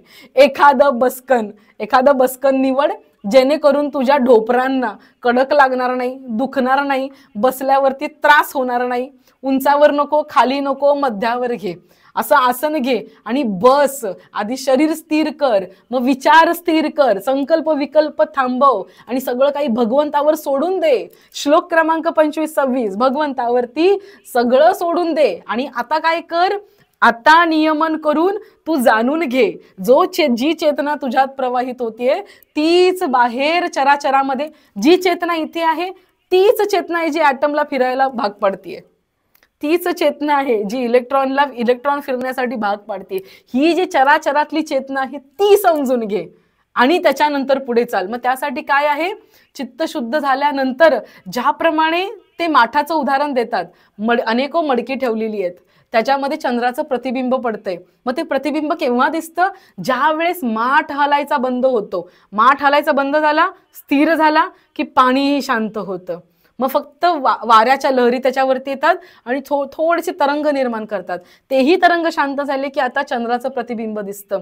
तसं शरीर शांत झालं, हा माठ शांत झाला. आता मन त्याच्यावरती विषयांच्या थोड्या लहरी येतात. मग त्याही लहरी थोड्या हळूहळू काही अनेको वर्ष निघून जातात बरं का. ज्योतिताई, आपल्याला वाटेल ताई तुम्ही 5 सेशन पूर्वी सांगितलेलं, आम्ही बसायला सुरुवात केली, अजून आमचं मन शांत नाहीये. अहो मन येते. आत्ता 2 मिनिटांमध्ये थोडा वेळ मीटिंग काय बंद झाली, तुम्ही इकडे तिकडे बघायला लागला, घड्याळात किती वाजले, कुकर लावायचा राहिलाय, अरे आज भाजी कुठली बनवू विचार करत होते. मन येते, मन एका क्लिकवरती. म्हणून मला ना ऑनलाईन मोडची हीच भीती वाटते. एका क्लिकवरती, ह्याच्यावरती कॅमेरा बंद आहे तरी मी उपद्व्याप केला आणि दुसऱ्या मोबाईलला कॅमेरा लावलाय. मला माहिती आहे मी नाही ना दिसली तर तुम्ही सगळं बंद कराल, तुमच्या मडक्याला चिटकवून तुम्ही मोबाईल ठेवाल आणि जेवण करता करता तुम्ही ऐकाल. आपल्याला सिरियल बघायला वेळ आहे, त्याच्यासाठी आपण अगदी आपलं आसन, मग तो लोड, हातामध्ये चहाचा कप वगैरे सगळा सिद्ध ठेवतो. पण ज्याच्यासाठी आयुष्य दिलेलं आहे, ज्याच्यामुळे आपण या स्वर्ग नर्क, हे जे स्वर्ग नर्क क्षणोक्षणी आपण भोगतोय, सुख दुःखाचे आपण असे काय म्हणतात ते वेल्हाळ घेतो इथून तिथून, ते सगळे थांबवण्यासाठीचं जे मार्ग आहे ते ऐकण्यासाठी मात्र आपल्याला वेळ नाही. तिथे मात्र आपलं मन इकडे तिकडे जातं. आणि सिरियल बघताना नवऱ्याने आक्रोशून जरी प्राण सोडला तरी बायका उठत नाही पाणी द्यायला. इतकं त्याच्यामध्ये चित्त एकाग्र होतं. तर चित्त एकाग्र करणं इतकी सोपी गोष्ट नाहीये. म्हणून भगवान कृष्ण बोलल्यानंतर अर्जुन लगेच बोलतो, चंचलम ही मन कृष्ण प्रमाथी बलवत दृढम. अरे कृष्णा, तू असं म्हणतोस हे मन कसं आहे? चंचल आहे रे, प्रमाथी आहे. प्रमाथी म्हणजे कसं? लहान मुलाला कसं म्हणतो आपण? वात्रट आहे, तोच अर्थ आहे. प्रमाथी आहे मन, वात्रट आहे, नुसतं फिरत असतं इकडे तिकडे. रील्स अशा स्क्रोल करत असताना 10 रील कीर्तनाच्या गेल्यानंतर 1 रील सिरियलची आली तरी आपल्याला असं वाटतं अरे कालचा एपिसोड मिस झाला, सिरियल बघूया, पूर्ण करूया. असं नाही वाटत. ताईंची रील बघितली, एक आपण 30 सेकंदाची क्लिप बघितली, पूर्ण व्हिडिओ जाऊन बघावा असं सहजासहजी वाटणं सोपं नाहीये. पण सिरियल बघणं लगेच वाटेल. कारण मन कसं असतं, उतारावरून फुटबॉल जर डोंगरावरून खाली सोडला, फुटबॉल डोंगरावर ठेवला तर त्याला खाली जाण्यासाठी किक नाही मारावी लागत. गुरुत्वाकर्षणाने आपोआप येतं. तसंच आपलं मन विषय आकर्षणाने आपोआप खाली येतं. ताकद कुठे लावावी लागते? त्या फुटबॉलला वर टाकण्यासाठी ताकद लावावी लागते. तसं मनाला वर ऊर्ध्व दिशेने, ताई मन वर येणार म्हणजे काय? हृदयातून वर वर येऊन काय डोक्यामधून बाहेर पडणार का काय? अजिबात नाही. ते स्तर असतात, स्तर. जसं टेम्परेचर, फॉर एक्झाम्पल हा माऊस आहे, या माऊसचं मी टेम्परेचर वाढवलं, आता आहे 30 डिग्री, टेम्परेचर वाढवलं 40 डिग्री, 50 डिग्री, 60 डिग्री. मी ग्राफवर कसं प्लॉट करणार? लाईन काढणार, 30, 40, 50. म्हणून म्हणतात टेम्परेचर वाढलं. तसं मनाचं उन्मन करायचं आहे, मनाची पातळी वाढवायची. म्हणजे काय? अशी फिजिकली नाही वाढवायची आहे. त्याच्यामधले विषय दूर होत होत होत होत एका स्टँडर्ड विषयाच्या दृष्टीने. व्हॉट इज द स्टँडर्ड विषय? विषय तो त्यांचा झाला नारायण. भगवान श्रीकृष्ण इज द ओनली विषय. हु इज द भगवान श्रीकृष्ण? कोण आहे भगवान श्रीकृष्ण? शांती इज द भगवान कृष्ण. जर आपल्याला सुख दुःख याच्या हेंदोळ्यांवरती फिरायचं नाही तर शांतता हवी. म्हणजे सुख दुःखांचं विवेकाने जाणून घेणं हवं, वैराग्याने त्यापासून दूर होणं हवं. म्हणजेच शांती, म्हणजेच कृष्ण होणं. हे आपल्याला करता आलं पाहिजे. यासाठी आपलं मन शांत करणं गरजेचं आहे. थोडं त्याला शांत बसायला शिकवा. त्याच दिवशीच मी एक गोष्ट बोलता बोलली की काही लोक बोलताना खूप हातवारे करतात. फॉर एक्झाम्पल मी हातवारे करते, पण ज्या वेळेस एखादा विषय शांत असेल तर तुम्ही ऑब्झर्व केलं असेल, माझे हातवारे आपोआप थांबतात, शांत होऊन बोलते. ज्या वेळेस आपण हळूहळू जसे आतमध्ये वळायला लागतो ना, इन जनरल लँग्वेज आपली मॅच्युरिटी जशी वाढायला लागते ना, आपल्याला फरक नाही पडत आता बाहेर काय होतंय. आपल्याला फरक नाही पडत तिकडे सिरियल चालू आहे की ते मुलगा काहीतरी मस्ती करतोय, काय करतोय. आपला नियम ठरलाय ज्ञानेश्वरी वाचायची. ज्ञानेश्वरी वाचून झालं की थोडा वेळ ध्यानाला बसायचं. मग कोण आपल्याकडे बघतोय का, दरवाजा उघडा आहे का, असं आहे का, आपल्याला फरक पडत नाही. ह्या गोष्टी जेव्हा येतात ना, ही जी मॅच्युरिटी येते ना, तेव्हा शरीर काय करते हे महत्वाचं नाही, अंतःकरण हलायचं बंद होतं, मन शांत होतं, मन स्वमध्ये स्थित होतं, मन स्वस्थ होतं. स्वमध्ये स्थ म्हणजे स्थायी पावतं, स्वस्थ होतं. हे ध्यानामध्ये शिकायचं असतं म्हणण्यापेक्षा प्रॅक्टिस करायची असते ध्यानामध्ये. हेच भगवान श्रीकृष्ण श्लोक क्रमांक 31 आणि 32 मध्ये सांगतायत. आपण त्याचं उच्चारण करूया. आज टेक्निकल दृष्टीने थोडीशी आपल्याला दिरंगाई झाली आहे, पण मला नेमकं माहिती आहे तुम्हा सगळ्यांना याची ओढ आहे, म्हणून आपण सगळेजण बसणार आणि आपलं सेशन पूर्ण करणार आहोत. आज त्रिपुरारी पौर्णिमा आहे, त्यामुळे मागे कशाला बघायचं, आपण करूया थोडंसं जास्त वेळ. श्लोक क्रमांक 31. सर्वभूत स्थितयो मां भजन्ते कत्वमास्थितः. अत्यंत सोपं आहे. वरती लिहिलेलं आहे सगळं, त्या अनुस्वाराला काय काय उच्चार करायचा ना वरती लिहिलेलं आहे. आणि आता आपण सगळे जुने झाले आहोत याच्यातले, बरोबर आहे ना ज्योतिताई? आपला पहिलीत जाणारा मुलगा, त्याचं दप्तर, तो जेव्हा दुसरीत जातो तेव्हा बदलतं ना, दुसरीतून तिसरीत जातो तेव्हा दप्तर बदलतं ना, तसं आपलं पण बदललं पाहिजे. आता त्याच गोष्टी तेच नियम नाही सतत सांगण्याची गरज, ते आता आपल्याला अंगवळणी पडले पाहिजेत. सर्वभूत स्थितयो मां भजते कत्वमास्थितः सर्वथा वर्तमानोऽपि सयोगी मयि वर्तते. ठीक आहे, माझ्या मागून बोला. सर्वभूत स्थितयो मां भजते कत्वमास्थितः. बोला. सर्वभूत स्थितयो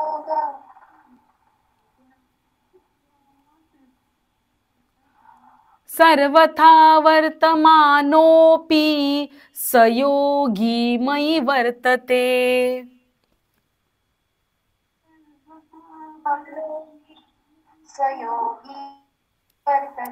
व्हेरी गुड. याचा अर्थ असा आहे की जो पुरुष ऐक्य भावाला प्राप्त होऊन सर्व सजीव मात्रात आत्मरूपाने असलेल्या मला म्हणजेच सचिदानंद घन वासुदेवाला भजतो तो योगी सर्व प्रकारे व्यवहार करत असला तरी त्याचे सर्व व्यवहार माझ्यातच होत असतात. आपण म्हणतो ना, प्रत्येक कर्ण कृष्णाय अर्पण करतो, कृष्णाला अर्पण करतो. म्हणजेच काय करतो, ते कर्म करत असताना त्याच्यामध्ये इन्व्हॉल्व असलेल्या प्रत्येक गोष्टीमध्ये आपण कृष्णच बघतो. हे कृष्णाचं खरं प्रेम आहे.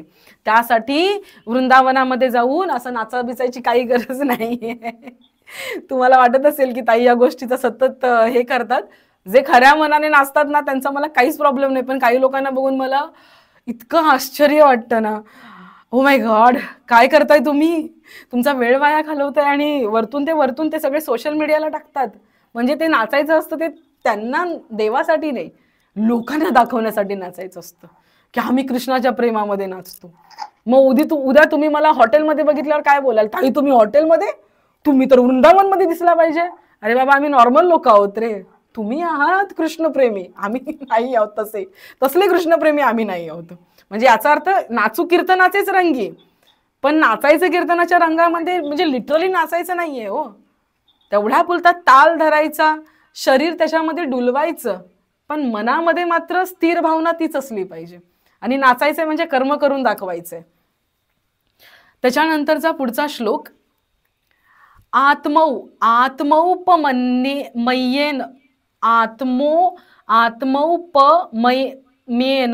आत्मौपमेन सर्वत्र समं पश्यति योऽर्जुन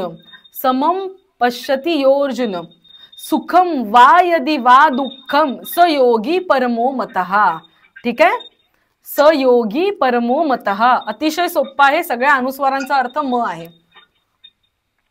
आत्मौपमेन सर्वत्र समं पश्यति योऽर्जुन सुखम वा यदि वा दुःखम स योगी परमो मतः. ठीक आहे, माझ्या आता मागून बोलाल. आत्मौपम्येन सर्वत्र समं पश्यति योऽर्जुन. बोला. आत्मौपम्येन सर्वत्र समं पश्यति योऽर्जुन सुखं वा यदि वा दुःखं स योगी परमो मतः. सुखं वा यदि वा दुःखं स योगी परमो मतः. Very good. याचा अर्थ असा आहे की हे अर्जुन, जो योगी आपल्याप्रमाणे सर्व सजीव मात्रांना समभावाने पाहतो, तसेच सर्वांमध्ये सुख आणि दुःख समदृष्टीने पाहतो, तो योगी अत्यंत श्रेष्ठ मानला गेला आहे. काही नाही, दुसऱ्याचं दुःख जो समजून घेतो तो योगी. आलं लक्षात? या श्लोकाचा अर्थ एवढाच, जो दुसऱ्याचं दुःख समजून घेतो, इतरांना झालेल्या यातना वेदना समजून घेतो, तो योगी. म्हणून जे कोणी म्हणतात ना की मी गुरु आहे, म्हणजे डिक्लेअर केले ज्या लोकांनी, ते स्वतःला गुरु म्हणून घेण्यासाठी एक गोष्ट नेहमी करतात, ते म्हणजे समाजसेवा. कारण त्यांना दाखवायचं असतं की इतरांचं दुःख आम्ही स्वतःचं दुःख मानतोय. का? कारण ते गीतेमध्ये लिहिलेलं आहे. पण खऱ्या अर्थाने योगी तोच आहे की जो दुसऱ्याच्या डोळ्यामध्ये टचकन भरलेलं पाणी समजून घेतो ना, तो खरा योगी आहे. कसा तो समजून घेतो? कारण जो आत्मा माझ्यामध्ये तोच आत्मा त्याच्यामध्ये. जशी पिन खूप खूप सुंदर आहे हा उज्ज्वलाताई, जशी पिन माझ्या बोटाला लागते ना आणि ज्या वेदना मला होतात ना, त्याच वेदना उज्ज्वलाताई तुम्हाला पिन लागल्यावरती सुद्धा होणार आहेत. इतकं साधं आणि सोपं आहे. तोच योगी आहे जो हे समजून घेतो. आता तुम्ही म्हणाल त्यात ताई अवघड काय आहे, हे सोपंच तर आहे. अगदी बरोबर आहे. जेवढी काही प्रवचनं झाली ना आत्तापर्यंत, जेवढी काही झाली असतील ती, त्या सगळ्यांमध्ये जे मी सांगितलं ना ते तुम्हा सगळ्यांना सगळं माहिती होतं. बरोबर आहे. कीर्तनांमध्ये, प्रवचनांमध्ये किंवा जे कोणी आध्यात्मिक विषयावरती बोलतात, ते जे सांगत असतात ना, ते जे बोलत असतात ना, आपल्याला सगळं सगळं माहिती असतं. पण ते अनुभवाच्या पातळीवर येण्यासाठी, आपण तसं होण्यासाठी त्या गोष्टीचं सतत श्रवण करणं गरजेचं आहे.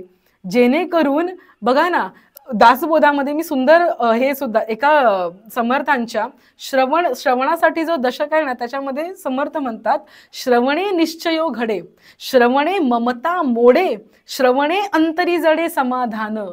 पहिल्याच शब्दासाठी मी घेतली ही ओवी, श्रवणे निश्चयो घडे. अजून आपला निश्चयच घडत नाहीये की मी भगवंत आहे.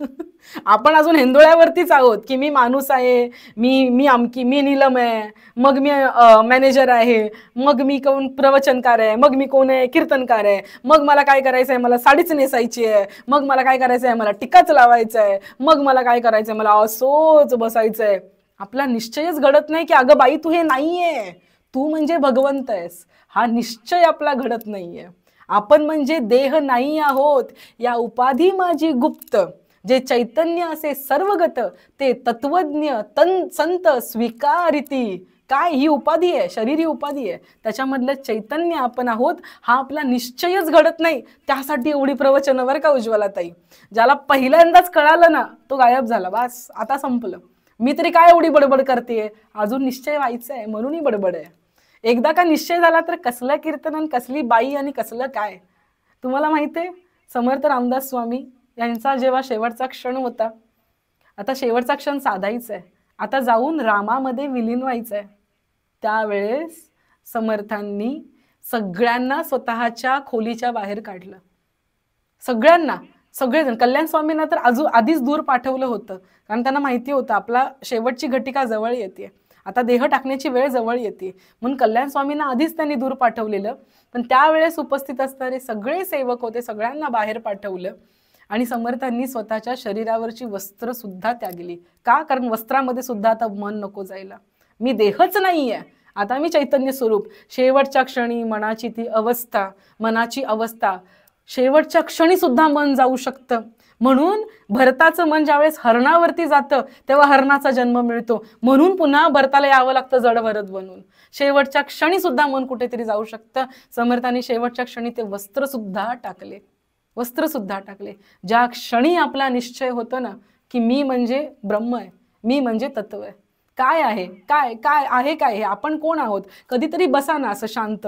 मी तर म्हणेन त्या दिवशी तुम्ही ध्यानाला ना एखाद्या मार्केटमध्ये बसा, एखाद्या मार्केटमध्ये, एखादं झाडबीड असेल ना, आपली पिशवी लोकांना दाखवायचं नाही मी बसलोय ध्यान बिन करायला, असं दाखवू नका.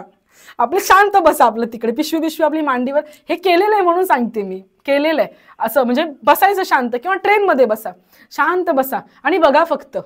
मला वाटतं मी नीलम येवले नाही ग, सगळेजण तुझ्यासारखेच आहेत, शेकडो लाखो नीलम आहेत, नावाने पण सिमिलर असतील, ते तर सोडूनच द्या. सगळ्याच बाया आहेत, सगळ्याच बायांना तीच दुःख आहे, सगळ्या बायांना तीच सुख आहेत, सगळं तेच आहे. काही फरक नाही. आपण असे चिमटा काढला तोच भाव सगळ्यांना इथे, जीभ दाताने चावली तोच भाव सगळ्यांना इथे, काही फरक नाही. हे एकदा समजायला लागतं ना, मग स्वतःबद्दल वाटायचं ना अप्रूप एकदम कमी होतं. काही अप्रूप नाही, काही आपण वेगळे वेगळे नाही आहोत. संपला विषय. प्रकृती ढासळून पडली, प्रकृतीचा आपल्यावरचा प्रभाव ढासळून पडला. तू स्वतःला शरीर मानायचं संपून गेलं. आता आपल्याला फरक नाही पडत, आता शांततेत प्रारब्धाने जे प्रारब्ध कर्म होतं त्यानुसार जे वाटणीला आले तेवढं करायचं, सगळं कृष्णार्पणमस्तू करायचं आणि होता येईल तेवढं कमी जन्मामध्ये भगवंताला जाऊन भेटायचं. हे ज्याला करावंसं वाटतं ना तो खरा अध्यात्माच्या वाटेवर, त्याला देवाला भेटावंसं वाटतं. नाही तर तुम्ही लोकांसमोर तोंड फाडून बोलावं, चला देवाला भेटायला, चला देवाला भेटायला, ते येतील देवाला भेटायला, पण तिथून गळ्यात घालायचं काय, आम्ही पंढरपूरची साडी आणली, सोलापूरची चादर आणली, एवढंच करत बसतील. येतंय का लक्षात? हे सगळं हे भगवंताला आपल्याकडून अपेक्षित आहे, हे भगवंताला अर्जुनाकडून अपेक्षित आहे. पण अर्जुन डोक्याला हात लावून बसलाय. अरे काय बोलतो भगवंता, मन एकाग्र करायचं, अबवा कसं शक्य आहे, का बरं शक्य नाहीये? अर्जुन वाच यो योगस्त्वया प्रोक्त साम्येन मधुसूदन एतस्याहन्न पश्यामि चंचलत्वा स्थितं स्थिराम. अतिशय सोपं आहे. अर्थ असा आहे की अर्जुन म्हणाला, अरे मधुसूदना, जो हा समभावाचा योगी तुम्ही सांगितला, समभाव म्हणजे कुठला? समभाव म्हणजे कुठला? प्रकृती, पुरुष, मी आणि जगत, हा जो योग साधून, योग म्हणजे काय? समान. हा जो योग साधणारा तो योगी सांगितलास, तो मनचंचल असल्यामुळे स्थिर राहील असं मला वाटत नाही. भरत ऋषींनी त्या हरणाचं, भरत राजा काय करत होता? भरत राजाला ज्यावेळेस जाणीव झाली त्यावेळेस त्यांनी राज्याचा त्याग केला, तपश्चर्येला सुरुवात केली. तपश्चर्येला बसलेला असताना त्यांनी पाहिलं की एक गरोदर हरिण ती चाललेली होती, पळत होती, घाबरलेली होती. तिच्या मागून एक वाघ पळत येत होता. समोर काय होती? नदी होती. त्या हरणीने नदीवरून वाघापासून वाचण्यासाठी नदीच्या ह्या किनाऱ्यापासून त्या किनाऱ्यावरती उडी मारायला घेतली आणि त्याच वेळेस तिची प्रसूती झाली. ते छोटंसं बछडं पाण्यात पडलं आणि ती वारली वगैरे काय असेल ते, आता या क्षणी मला ते आठवत नाहीये. पण ते जे बछडं पाण्यात पडलं त्याला वाचवण्यासाठी तो भरत राजा पुढे पळाला. ते बछडं त्यांनी वाचवलं आणि वाचवल्यानंतर मात्र ते छोटंसं बाळ, इतकं सुंदरसं बाळ, त्याला वाचवण्यासाठी, त्याच्या जेवणासाठी कवळं कवळं गवत आण, त्याला दूध पास, त्याला कसं करायचं, असं आसन घालूया, तसं आसन घालूया, तपश्चर्या करत होते.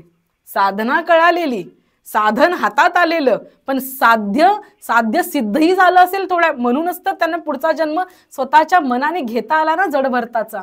आणि एवढे जन्म लक्षात का राहिले? कारण सिद्धावस्थेला प्राप्त झालेले, पण मन चंचल असल्यामुळे त्या हरणामध्ये गुंतलं ना. म्हणून अर्जुन म्हणतो की असा जरी योगी असला तरी मन स्थिर होणं हे एवढं सोपं आहे असं मला वाटत नाही रे कृष्णा. कोण म्हणतंय? अर्जुन म्हणतोय. पुढचा श्लोक अत्यंत फेमस. चंचलम हि मन कृष्ण प्रमाथी बलवदृढम तस्याहं निग्रहं मन्ये वायोरिव सुदुष्करम. वायूच्या वेगाने जातं हे मन, असं हे मन आहे. बघा बरं का, माझ्या मागून बोला. थोड्या वेळात आपण संपूया, डोंट वरी. हा श्लोक झाला की मी कन्क्लूड करेन. चंचलम ही मन कृष्ण, मनच्या नंतरचा जो विसर्ग आहे तो अर्धा बोलायचा आहे. चंचलम ही मन कृष्ण प्रमाथी बलवदृढम. बोला. चंचलं हि मन कृष्ण प्रमाथी बलवदृढम् तस्याहं निग्रहं मन्ये वायोरिव सुदुष्करम्. तस्याहं निग्रहं मन्ये वायोरिव सुदुष्करम्. Very good. हा जो श्लोक आहे ना, आपल्या तुमच्या वह्यांमध्ये वगैरे पूर्ण लिहून ठेवा सुंदर पद्धतीने. मन चंचल आहे ना, हे पटकन थांबतं, मन पळायचं थांबतं. कधी माहितीये का? जसं मूल पळत असताना आईने नुसतं बघितलं ना, हे त्या मुलाने बघितलं ना, म्हणजे मूल पळतंय, आईने बघितलं. नुसतं आईने बघून चालत नाही, मुलाने पण बघितलं की मूल पळायचं थांबतं. तसं मनाला, पळणाऱ्या मनाला आपण म्हटलं ना, ए चंचल मना, की मन गप्प बसतं. म्हणून लिहून ठेवा. कारण हे श्रीकृष्णा, हे मन मोठे चंचल, शोभविणारे, मोठे, दृढ आणि बलवान आहे. चंचल आहे पण ते दृढ आहे आणि बलवान आहे, म्हणून पळण्यामध्ये बलवान आहे ते.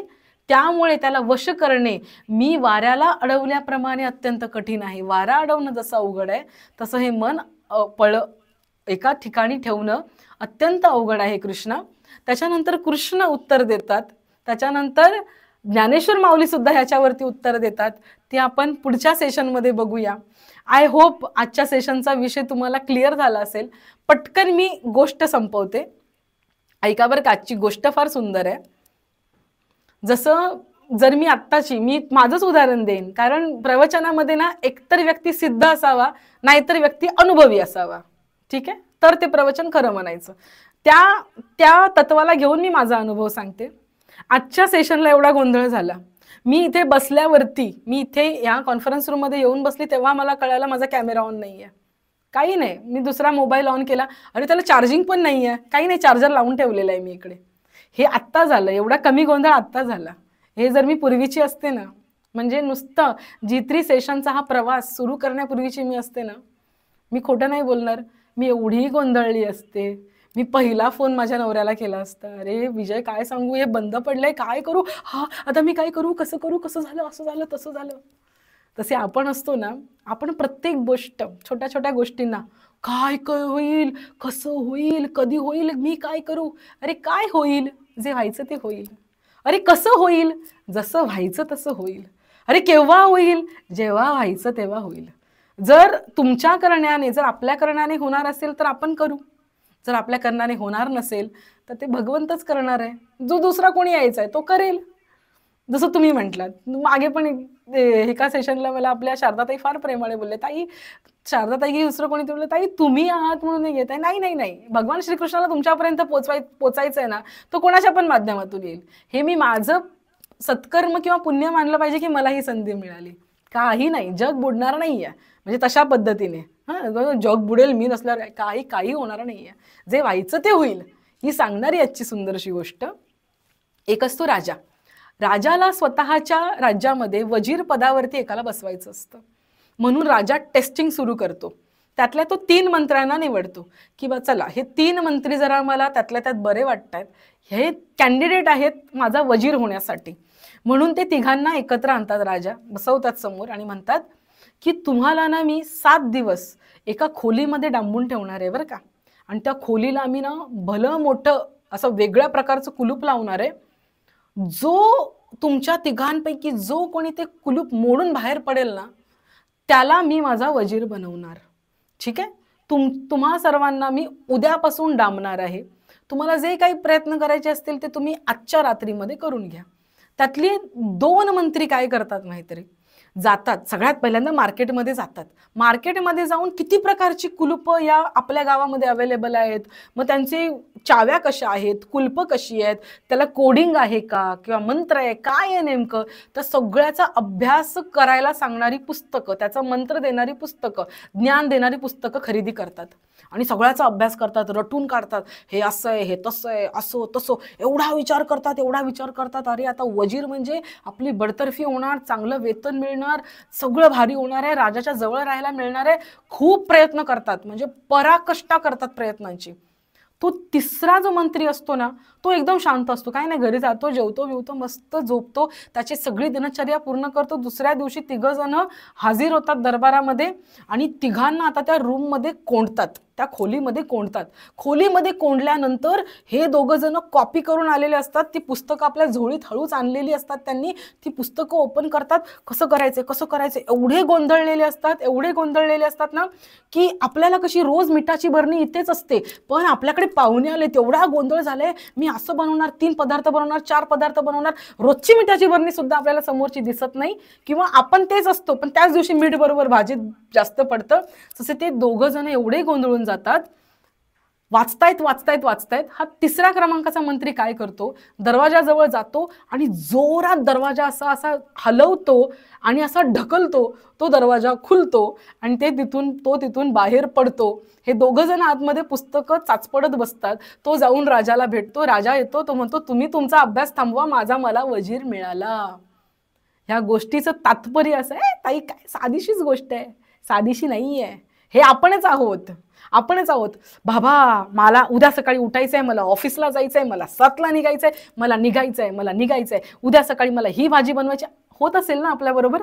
मग ही भाजी मी कुठल्या रेसिपीने बनवू, उद्या सकाळी पनीर बनवायचंय, मग मसाला बनवू की बुर्जी बनवू, मग आता मुलाला शाळेत सोडायचंय, मग त्याचा अभ्यास कधी घेऊ, ऑफिसमधून आल्यावर घेऊ की ऑफिसला जाण्याच्या पूर्वी घेऊ, हे सगळे विचार सतत दुसऱ्या दिवशीचं नियोजन, मी असं करीन, मी तसं करीन, हे संकल्प विकल्प सतत आपल्याला चालू असतात आणि आपण स्वतःला नेहमी धारेवर धरतो की हे जर मी नाही केलं तर काय होणार आहे, अरे बापरे जग कोसळून पडेल की काय, असं आपल्याला वाटतं ना.